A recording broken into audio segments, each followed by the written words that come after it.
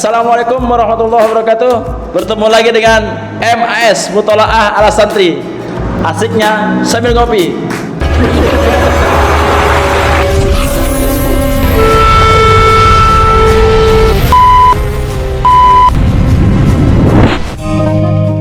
Saya mau ngebahas masalah Idul Kurban.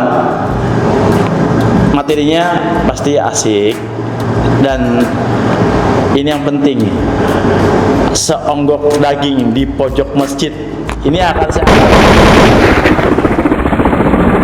Di dalam berkurban banyak sesuatu yang aneh-aneh kadang-kadang. Sekarang suka ngomong ketawa sendiri, tapi itu terjadi di masyarakat. Ada yang tahu-tahu lagi panitia kurban, terusnya loh panitia kurban, tahu-tahu kok ada daging di pojok, kadang-kadang ada slip di plastik kresek. Gak tahu maksud mereka, mungkin mau mengambil bagian lebih awal.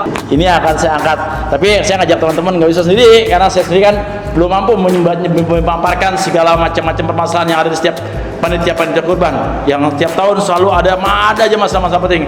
Untuk itu ini mumpung kopi udah disediain nih, tinggal panggil teman. Gus Sosop, Kang Badori, bentar deh, saya ada masalah, bentar. Kang, waalaikumsalam. Saya gini loh, kemarin itu saya sudah persiapin sama teman-teman untuk ya belajar lah untuk berbisnis daging hewan kurban dan menawarkan kepada semua masjid kira-kira masyarakat tentang kurban ini masih kuat nggak? Karena kan terus terang ibadah haji masih belum bisa, tentunya duit masih melimpah dong. Nah, saya rasa ini menjadi momen penting buat teman-teman semua di rumah, bapak, ibu, sahabat semua, siap-siaplah bahwa kurban besok harus kita ramaikan karena kemarin kita agak sepi ya. Kasihan juga Gus, teman-teman kok yang lebaran gak merasakan sama sekali, semua tutup di rumah. Sekarang kayaknya udah saatnya ya. Saatnya apa? Saatnya untuk jadi kambing. Enggak. Saatnya sapi pun untuk sama-sama. Enggak. Sama-sama kita meramaikan lagi kembali ibadah-ibadah yang kemarin Covid ketat sekali, saya udah longgar. Tapi gini Gus, ada masalah. Bukan sih menciptakan keburukan, tapi ini benar-benar masalah di masyarakat yang belum dibagikan. Tahu ada nyelip di beduk, ada nyelip di pojokan, ada nyelip di selangkangan dia tuh pakai plastik kresek. Biasa bagi-bagi. serem juga selangkangan ya. Kayak ambil bagian lebih dulu sebelum dibagi-bagiin, takut gak kebagian panitia. Nah, kalau cowok mah ada selingkahnya ya. Itu dia. Gak paham saya. Gini, saya minta penjelasan dari Gus Sosop atau Kang Badori lah. Jangan sampai teman-teman sudah berupaya keras dengan tenaga pikiran, kok bukan ada pahala tapi malah dosa. Karena yang mereka lakukan ternyata salah loh. Jangan begitulah. Artinya kita sama-sama lah berbagi, karena tulisannya itu di spanduknya di masjid katanya, misalnya menerima dan menyalurkan hewan kurban. Anda, begitu isinya. Tapi pada prakteknya dari jemaah dari panitianya cuma 3, dibantu sama yang lainnya yang kalau lost kontrol. Bukan apa-apa sudah ambil bagian. Ini minta keterangan deh. Nih harusnya strategi bagaimana dan bagaimana hukum Islam mengenai hal ini. Monggus keterangannya deh sedikit lah. Nanti itu kejauhan. Takutnya saya kan jadi panitia. Saya kalau kejauhan emang nggak bisa pulang. Tapi kan begini, kita balik dulu tuh, tarik dulu ke belakang, mana korban itu sendiri, ya kan?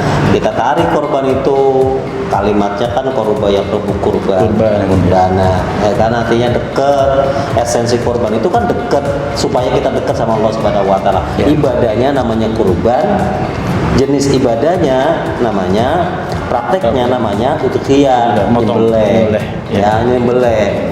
Jadi kalau kita pingin dekat sama Allah pada hari tasyrik itu, maka caranya adalah dengan melakukan kurban. Kurbannya itu dengan menyembelih kambing atau sapi. Kan di sini di Indonesia ya, Indonesia. Iya.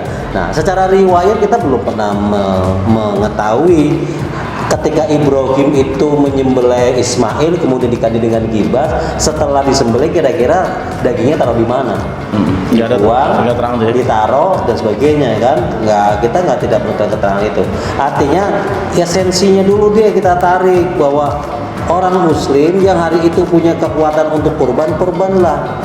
Tidak harus kemudian orang kaya, tidak harus orang kaya. Kalau dia Muslim merasa dekat sama Allah, buktiin dengan beli hewan kurban. Kambing itu harganya berapa, Bang Baduri? Ada ya? Nah ini kan, ya. jualan kambing. Taruhlah 3 juta lah. Ya, 3 juta dibagi 30 hari dibagi 12 bulan, angkanya cuma 8.888,8.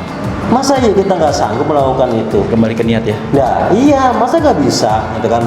Celakanya sudah korban setahun sekali, angkanya cuma 8.800 setiap harinya kita bisa ngumpulin. Ternyata di masjid itu lebih banyak orang yang nungguin kresek daging kambing daripada yang kurban. Iya. Semuanya menjadi panitia dan penunggu untuk menerima kurban. Tadi yang Kanjenengan sampaikan itu ada yang ngumpet di pojokan beduk, ada yang ngumpet di podium, ada yang pakai daftar terus. Daftar. Jadi saya minta pahanya, saya minta hatinya, saya minta lidonya, terus panjang lebar. Nah, sekarang pertanyaannya adalah esensi kurban itu sudah bermasalah, muncul adalah rebutan amal orang lain, kita sendiri tidak kurban. Masuk hukum. Oke. Boleh apa tidak? Untuk apanya nih? Ngambil daging kurban. Ngumpulin, panitia ngambil, ditaruh di kresek, bawa pulang, boleh nggak kira-kira? Tidak boleh. Bahkan untuk seorang yang menyembelih itu dikhususkan ada jasa ongkosnya sendiri.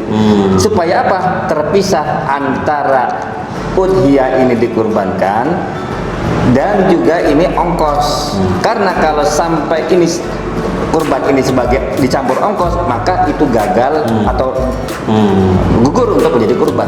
Ya, la udhiyah liman ba'a jildan. Ya. Bahkan ancaman tersendiri, iya, untuk orang yang menjual daripada kulitnya segala macamnya, daripada hewan dia kurban tersebut. Jadi intinya siapa sih yang nggak boleh jual gitu ya? Yang nggak boleh jual yang pertama bukan adalah itu. Artinya gini, bahwa yang terjadi di masyarakat tuh selain dia dalam kutip menyelipkan daging kurban, selain itu mereka juga ada palanya dijual, kulitnya dijual, kaki sapi loh dijual, karena kaki sapi itu bukan dipecah tapi dipisahkan.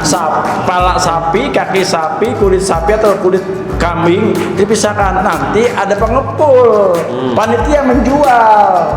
Ini yang terjadi masyarakat nih, itu satu. Yang kedua itu yang sudah tadi, tahu-tahu kok ada di buat saya. itu daging siapa tuh begitu, gue diselipin. Saya sendiri pernah mengalami sebagai panitia, kayaknya aduh, Tapi Mas, pelaku juga. enggak, bukan begitu. Saya yang menceritakan nih, kalau saya pernah lihat gitu air setegar, Mas ini buat apa? Enggak, saya pisahkan tuh kalau ini. Oh enggak usah, masukkan semua gitu. Itu kan 3 belakangan. Jadi ngapa sih dapat tuh sebagai agnia? Saya gitu kan, sebagai tetangga kiri kanan yang dapat, bukan sebagai panitia. Panitia nggak dapat bagian. Begitu saya kerasin, saya berhenti. Tapi itu ternyata bukan hanya di masjid yang biasa saya lakukan itu, tapi di beberapa masjid melakukan hal yang sama. Nakal biasa. Kan yang terjadi masalah begini, orang itu pada saat di bulan-bulan tertentu, bulan Ramadan dan di bulan Idul Adha, di hari Idul Adha, itu mereka merasa dirinya sebagai orang yang nggak punya sehingga berhak menerima atau mengambil bagian sebelum dibagikan. Ini terjadi. Nah, ini bisa penjelasan satu ya. Yang kedua, panitia kurbannya sendiri. Bahwa dia beli di satu jemaah untuk sapi 3,5 juta.